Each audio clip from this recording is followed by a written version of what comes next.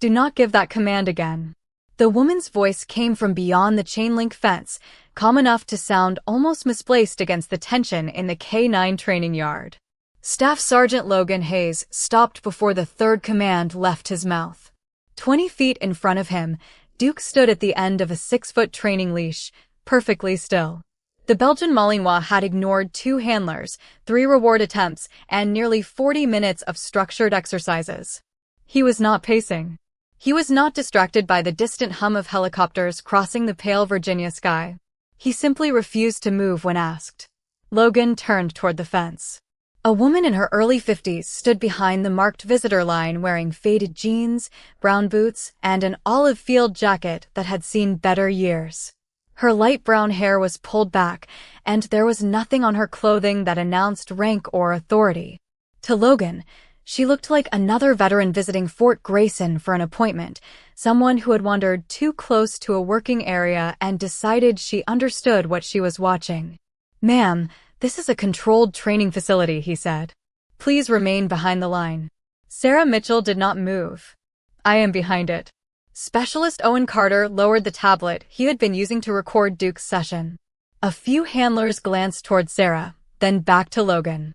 Logan exhaled slowly. "Then let us work." He turned toward Duke. Sarah spoke again. "He heard you the first time." Logan looked over his shoulder. "Excuse me." "Your command." Her gray-blue eyes remained on the dog. He heard it. Logan gave a short, humorless laugh. "And you know that from 30 feet away?" Sarah did not answer immediately. She watched Duke's ears, the line of his shoulders, the placement of his front paws. His breathing was steady. His weight was balanced. Nothing about him suggested confusion. "Yes," she said. Logan stared at her for a second, then faced Duke again. "Duke, heel." Nothing. The dog remained standing. Logan tightened his grip on the leash by an inch. Duke's ears shifted, but his paws stayed planted. "Duke." Sarah's expression changed slightly. "Staff Sergeant." Logan turned. Again, irritation showing now. "Ma'am, unless you are assigned to this kennel, I need you to stop interfering." "Then stop repeating yourself." Silence spread across the yard. Owen looked down at his tablet, though he was no longer reading it. Logan took 2 steps toward the fence. "I have been handling military working dogs for 9 years. Then you know louder does not mean clearer." I did not raise my voice. "No." "You tightened the leash." Logan glanced at his hand. Sarah had noticed a movement small enough that even Owen had missed it. Logan relaxed his fingers, more from surprise than agreement. Duke shifted his weight forward. Sarah saw it instantly. Then the dog turned his head. Not toward the kennel. Not toward Owen. Toward her. Sarah moved 1 step to her left. Duke's amber eyes followed. She stopped. He stopped. Owen slowly lowered the tablet. "Staff Sergeant," he said. Logan did not look away from Sarah. "What?" Owen nodded toward Duke. "Watch his eyes." Logan turned. Sarah moved 1 step back to the right. Duke tracked her again. The leash remained loose. His ears rose higher. Every handler in the yard went quiet. Logan looked from Duke to the woman outside the fence, his confidence giving way to something harder to dismiss. Sarah said nothing. She did not need to. For the first time that morning, Duke was completely focused, and he had chosen the one person nobody inside the training yard had thought mattered. For several seconds, nobody in the training yard said a word. Duke remained at the end of the loose leash, his amber eyes fixed on Sarah Mitchell as if every other person around him had faded into the cold Virginia morning. Staff Sergeant Logan Hayes followed the dog's stare, then looked back at Sarah with the guarded expression of a man trying to explain something that did not fit his experience. "Move again," he said. Sarah raised 1 eyebrow. "You giving me a command now?" A few handlers looked away to hide their reactions. Logan ignored them. "I want to see if he follows you." Sarah shifted 3 feet to her left. Duke's head turned smoothly with her. She moved back. His eyes followed again. His paws never left the concrete. "Specialist." Owen Carter stepped closer to the fence. "That is not random," he said. Logan shook his head. "He is tracking movement." Sarah glanced toward Owen. "Walk behind me." Owen hesitated, then crossed about 10 feet behind her. Duke barely acknowledged him. Logan's jaw tightened. Sarah took one slow step forward. Duke's ears rose. Interesting, Owen murmured. Do not make it more than it is, Logan said. Sarah looked at him. What do you think it is? A distraction. He has ignored a helicopter, 2 handlers, kennel noise, and everything else in this yard. Her gaze returned to Duke. He is not distracted. Logan walked toward the fence until only a few feet separated them. You have been watching for what, 10 minutes? About that. I have worked military dogs for 9 years. I heard you the first time too. Owen lowered his eyes. Logan's expression hardened. You served. Sarah nodded. Army. How long ago? Long enough. That does not answer the question. It was not meant to. Logan studied her faded field jacket and worn boots. Whatever military history she carried, she had made no effort to display it. No unit patch. No veteran cap. No decorations pinned where strangers could see them. To Logan, that made her experience impossible to measure, and he trusted things he could measure. Training hours. Certifications. Performance records. Sarah, meanwhile, was watching something else. Duke's breathing had changed. Slower now. His mouth was closed. His ears were forward without being rigid. His weight remained balanced, but every time Logan shortened the leash, Duke shifted almost imperceptibly backward. Every time the tension disappeared, he settled again. When did this start? Sarah asked. This morning. Anything different from yesterday? Nothing. Different handler? No. Different equipment? Logan paused. New training lead. Sarah's eyes dropped to the leash. How new? Issued yesterday. She nodded once. Logan noticed. What? Nothing yet. You clearly think it is something. I think guessing before observing is how people miss what is directly in front of them. Logan folded his arms. And you think everyone here missed something? Sarah looked around the yard, then back at Duke. I think everyone here decided what the problem was before asking whether the dog agreed. Logan gave a short laugh. Dogs do not get a vote. Sarah's expression remained calm. No, but they always give an answer. Duke shifted his front paw. Sarah noticed the movement immediately. Then a metal kennel door clicked somewhere behind the building. Duke's left ear turned toward the sound, but his eyes stayed on Sarah. She moved her right hand slightly beside her thigh without thinking, an old habit more than a deliberate signal. Duke's posture changed.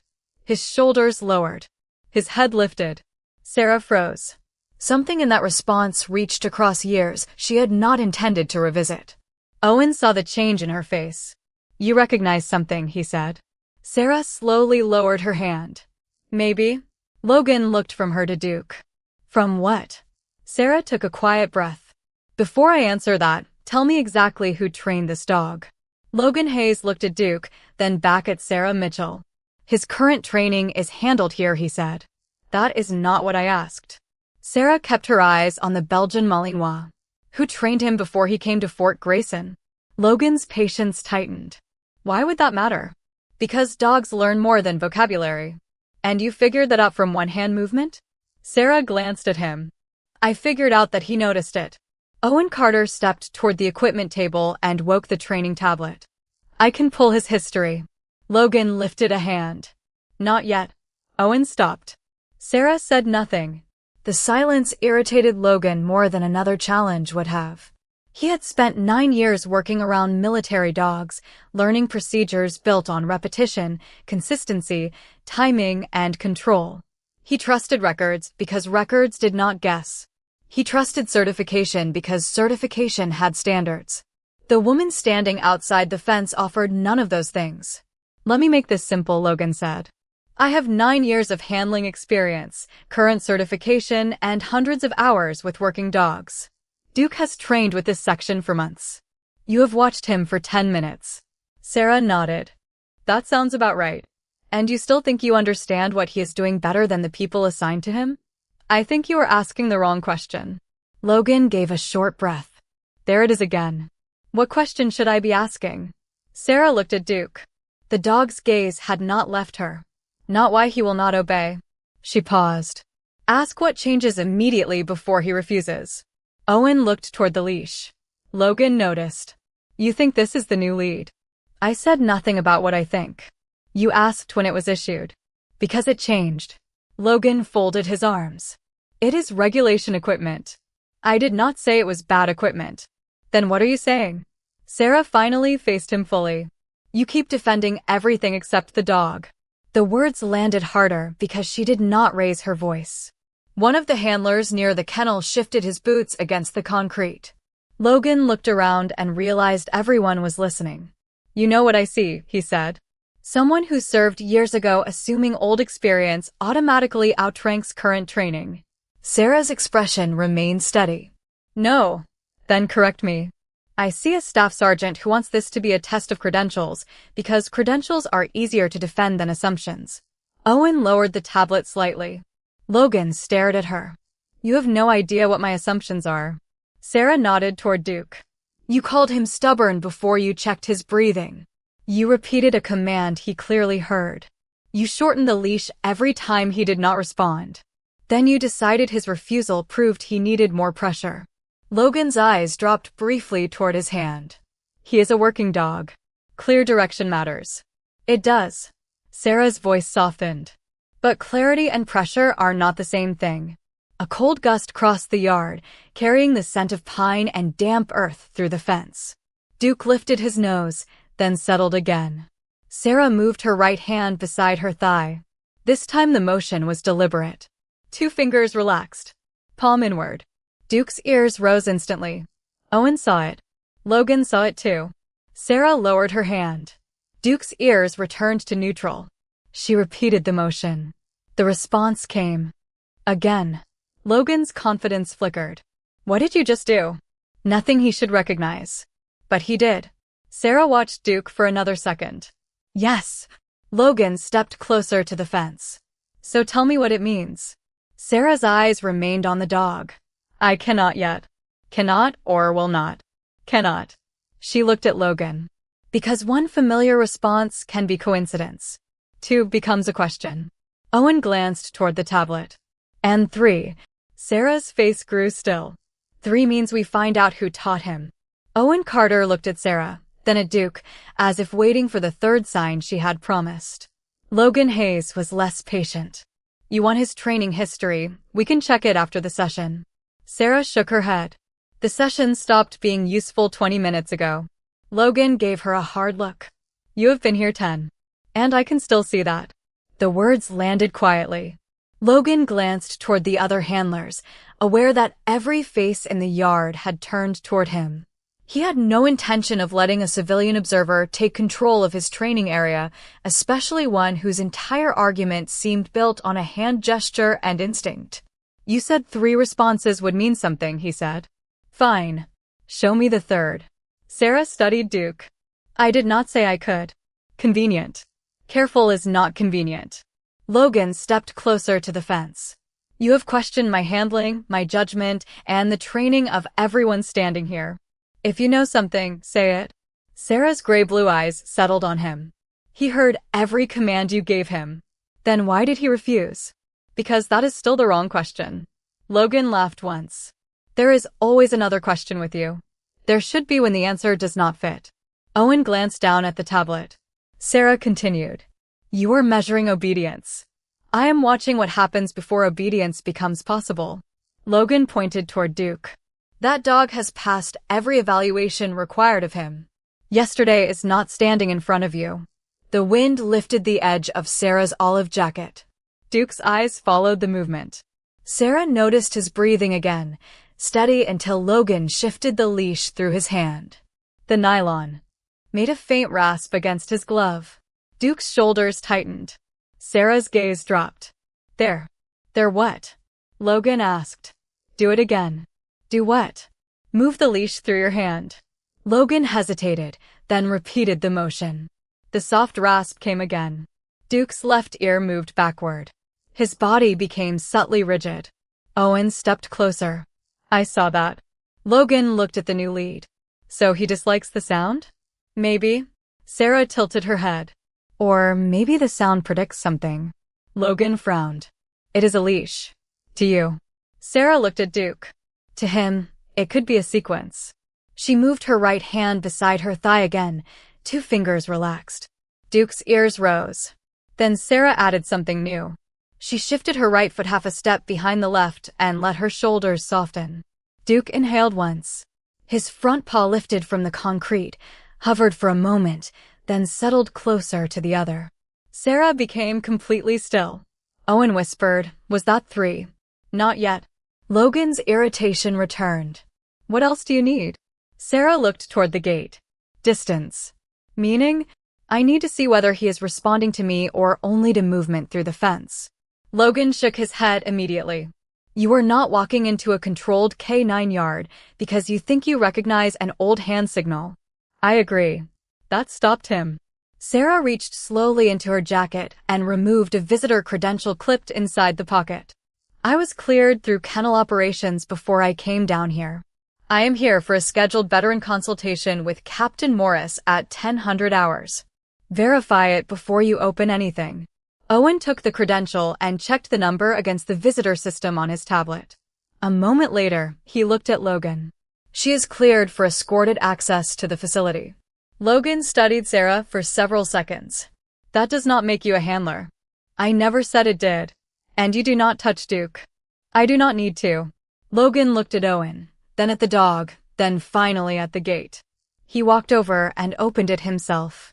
Sarah stepped through and stopped immediately inside, leaving more than 15 feet between herself and Duke. The gate clicked shut behind her. Duke's posture changed at once. His ears came forward. His breathing slowed. The leash remained loose. Sarah took one measured step toward him. Duke did not retreat. Another step. Nothing. At 10 feet, she stopped. Logan watched closely. "Well?" Sarah did not answer. She lowered her right hand beside her thigh. 2 fingers relaxed. Shoulders loose. Silence. Duke's eyes locked on hers. Sarah waited until even Logan seemed unwilling to interrupt. Then she spoke one calm word. "Settle." Duke sat immediately. Owen's mouth parted in surprise. Logan stared. But Sarah did not move because Duke was not finished. Without another command, he lowered his head and crossed one front paw carefully over the other. Sarah's face changed. The color drained from it. Logan saw the reaction and forgot his argument. "What is it?" he asked. Sarah stared at Duke's crossed paws, hearing for one impossible second a voice from more than 20 years ago. "That," she whispered, "is something nobody here should have taught him." For several seconds, Sarah Mitchell could not look away from Duke's crossed paws. The cold training yard disappeared behind a memory of canvas shade, sun-bleached equipment, and a Belgian Malinois named Ranger resting beside Sergeant First Class Thomas Hale more than 20 years earlier. Ranger had done the same thing whenever Hale ended a difficult training sequence. One paw over the other. Head lowered. Breathing slow. Hale had jokingly called it the gentleman pose, but the gesture had eventually become part of something more deliberate. Sarah had been a young Army sergeant then, assigned to a small working group studying how experienced military dogs responded when handlers changed. The official manuals focused on standardized commands, hand signals, rewards, and repetition. Hale focused on everything between those things. "The word gets his attention," he had once told Sarah. "The pattern tells him whether he can trust what comes next." Sarah had thought it sounded almost too simple. Then Hale showed her. He relaxed his shoulders, lowered 2 fingers beside his right thigh, shifted one foot slightly behind the other, and waited. Only after Ranger's breathing matched the stillness did he say the word. "Settle." Never twice. Never louder the second time. Ranger would sit, cross his paws, and wait. Over the following months, Sarah learned that the ritual was not magic and never had been. It was consistency. A dog could not understand a handler's memories, but it could recognize timing repeated hundreds of times. It could learn that a certain posture meant calm, that a certain silence meant safety, that a particular rhythm meant the person at the other end of the leash was paying attention. Years passed. Programs changed. People transferred. Sarah left the Army and assumed those small habits had vanished with the teams that created them. Now Duke sat 10 feet away at Fort Grayson, displaying a behavior that pulled that forgotten training field back into focus. Sarah? Owen Carter's voice returned her to the present. She blinked. The Virginia wind touched her face again. Logan Hayes still held Duke's leash, but the staff sergeant's earlier confidence had been replaced by confusion. "What did you mean when you said nobody here should have taught him that?" he asked. Sarah looked at Duke. "I have seen that sequence before." "Where?" "A long time ago." Logan waited. "In the army?" "Yes." "Was it standard training?" "No." Sarah rose slowly from the slight crouch she had taken without realizing it. "That is why I am concerned." Owen stepped closer with the tablet. "What was it?" Sarah hesitated. "A reset pattern. It was developed around a small group of handlers who were studying continuity between working dogs and different people." Logan glanced down at Duke. "And cross paws were part of it?" "Not officially. That started with one dog." "Which dog?" "Ranger." The name came out softer than Sarah intended. "Thomas Hale's dog." Logan's expression tightened with thought. "Never heard of him." "I would not expect you to." Sarah looked at the leash. The pattern mattered more than the name. Owen opened Duke's service profile. "Could someone have copied it?" "Of course." Sarah's answer was immediate. "That is the realistic explanation. Training moves from person to person. One handler teaches another. Habits survive even after. People forget where they came from." Logan seemed almost disappointed by how ordinary the explanation sounded. "So this could be coincidence." "It could." Sarah lifted 2 fingers beside her thigh again. Duke's ears came forward. She shifted her right foot back half a step. Duke straightened. Sarah did not speak. After 3 seconds, Duke lowered his head and crossed his paws again. Owen stared at him. Logan's grip on the leash loosened. Sarah's expression became serious. "That is twice." Owen looked at the tablet. "You said 3 means we find out who taught him." Sarah nodded. "Yes." Logan exhaled. "Then what is the 3rd?" Sarah studied Duke for a long moment, remembering one final cue Hale had used only after the dog was completely settled. She lowered her hand, turned her palm inward, and made a movement so small Owen nearly missed it. Duke uncrossed his paws, rose without a word, took 2 measured steps towards Sarah, and stopped. Nobody spoke. Sarah looked at Owen. "Now we check his record."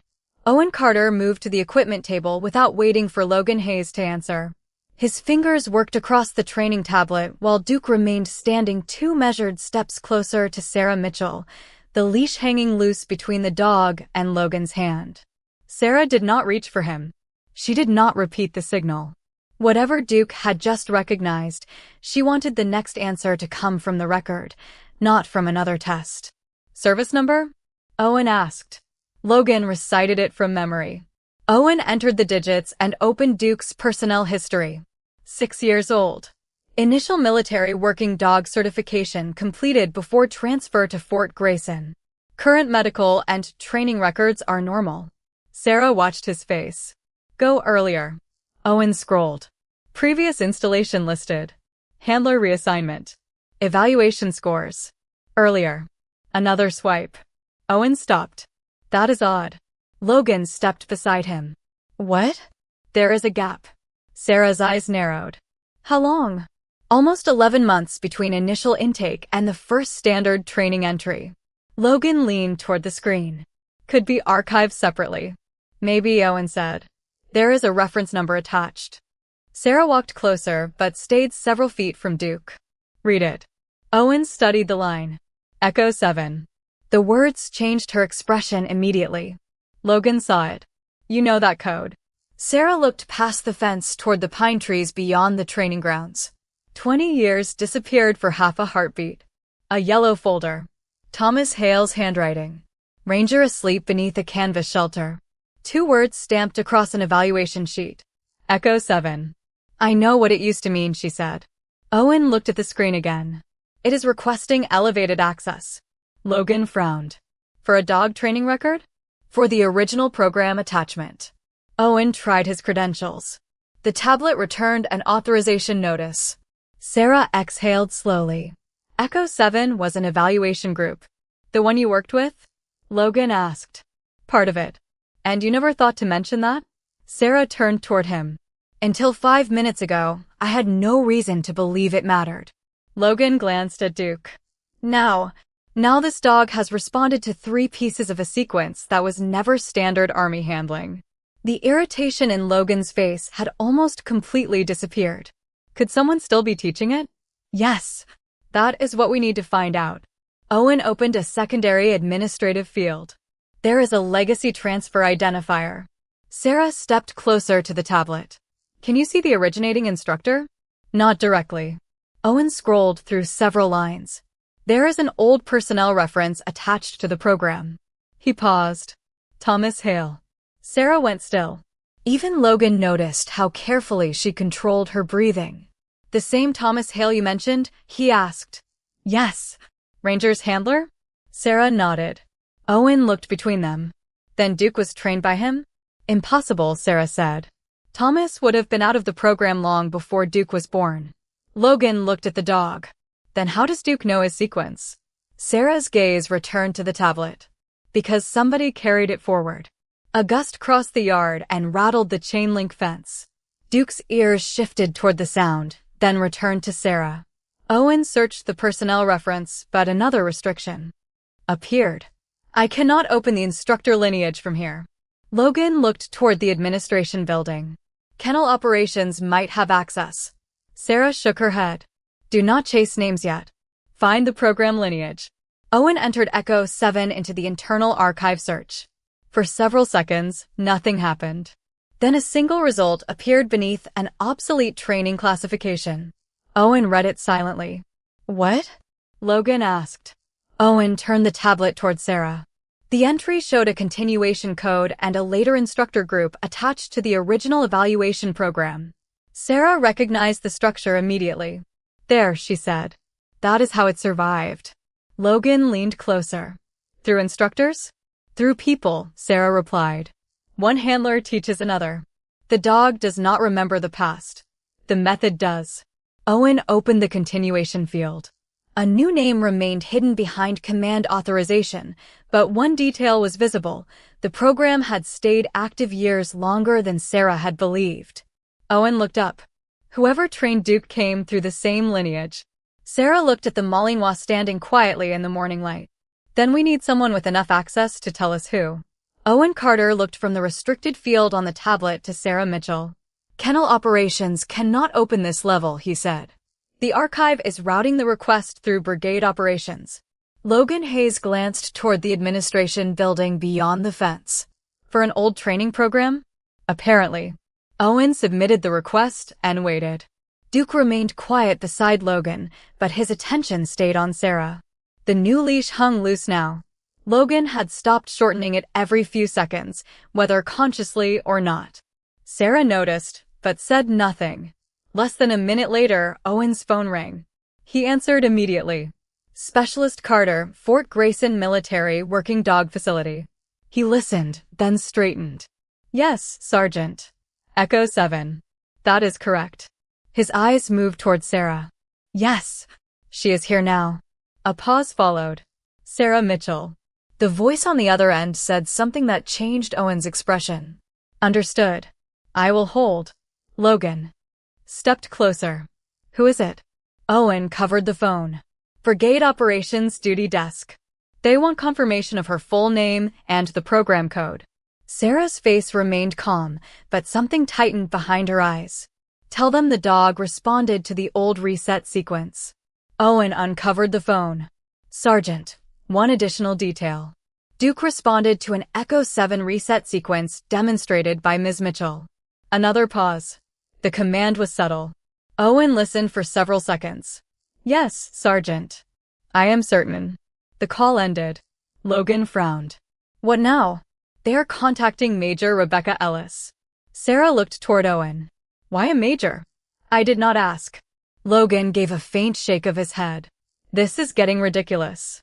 Sarah looked at Duke. Maybe. 2 minutes later, Owen's phone rang again.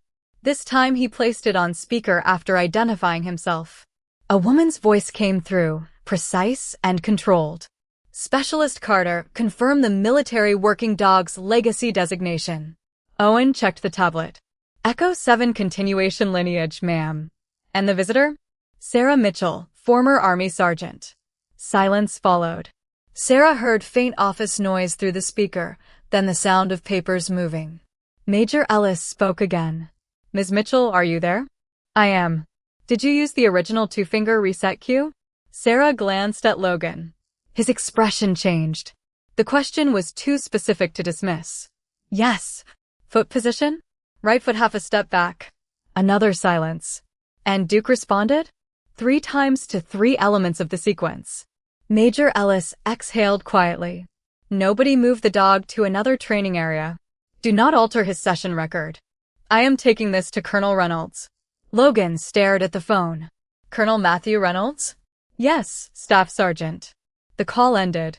Wind moved through the fence, carrying the distant sound of a flag snapping against its pole. Owen looked at Sarah. You know him? I knew a Lieutenant Reynolds a long time ago. Across Fort Grayson, Colonel Matthew Reynolds sat at the head of a conference table while officers reviewed the morning readiness schedule. His desk phone rang. He glanced at the extension and answered. Reynolds. Major Ellis gave him the basic facts first. A military working dog refusing commands. An old training lineage. Echo 7. Reynolds listened without visible reaction until she gave him the visitor's name. His pen stopped above the page. Say her name again. Sarah Mitchell, sir. Reynolds leaned back slowly. Around the table, conversation faded. And you're certain? Yes, sir. What did she use? The old reset sequence. The verbal command was subtle. Reynolds looked toward a framed photograph on the far wall, taken more than 2 decades earlier. Several soldiers stood beside working dogs beneath a faded canvas shelter. Near the edge of the photograph was a young woman with steady eyes, and beside her stood Thomas Hale. Reynolds closed the folder in front of him. Where is she? K9 training yard. He stood and reached for his service coat. Keep her there. Major Ellis hesitated. Sir? Reynolds looked once more at the photograph. If Sarah Mitchell just walked back into Echo 7, I want to know why the program found her before we did. The dark command vehicle rolled to a stop beside the K9 facility less than 12 minutes later.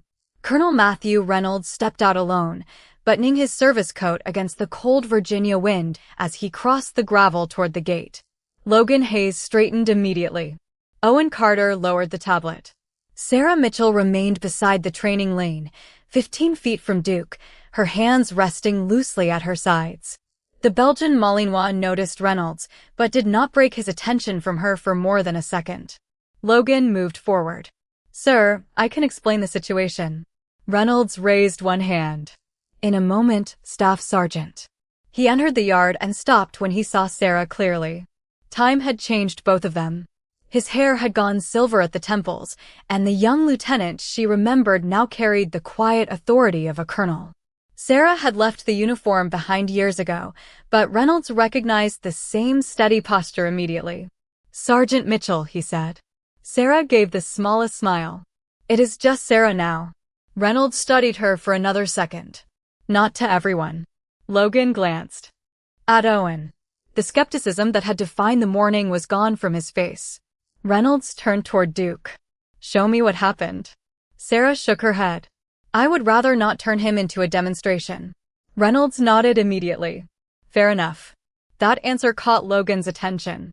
A colonel had crossed the installation because of Sarah's name, yet he was willing to accept her judgment without demanding proof. Owen held out the tablet. Sir, we found Echo 7 in Duke's legacy record, but the instructor lineage is restricted. Reynolds entered an authorization code. The locked field opened. Several names appeared beneath the continuation record. He read them silently, then looked at Sarah. You were right. It survived. Sarah stepped closer. Through whom? Reynolds turned the screen toward her. Thomas Hale stayed with the evaluation group after you left. When the formal study ended, parts of the method were absorbed into instructor development. Thomas trained as second generation before he retired. Sarah scanned the names. One stopped her. Evan Hale. Reynolds nodded. Thomas's son. Sarah looked at him. He became a handler? Then an instructor. Reynolds pointed to another line. And 6 years ago, he was assigned to the training group that worked with Duke during initial development. Logan stared at the screen. So Duke never knew Sarah? No, Reynolds said. And Sarah never knew Duke. He looked toward the Malinois. That is what makes this important. Nothing supernatural happened here. The dog recognized a sequence because somebody taught it consistently enough for him to trust it. Sarah's eyes remained on Evan Hale's name. The chain was suddenly clear. Thomas had taught her. Thomas had later taught Evan. Evan had carried the same patience, posture, timing, and reset sequence into another generation. Duke had learned the pattern without ever knowing where it began. Owen looked at Sarah. Then why did he respond to you faster than everyone here? Sarah glanced toward Logan's hand. The leash was loose now. Because I accidentally gave him something familiar before I knew he was looking for it. Logan absorbed the answer in silence. And I was doing the opposite. Sarah did not soften the truth, but she did not sharpen it either. You were asking for obedience, while your body was telling him you expected resistance. Reynolds looked toward the handlers gathered along the concrete pad. That distinction is why Echo 7 existed. Logan lowered his eyes. I thought more control would solve it. Most people do when control stops working, Sarah said.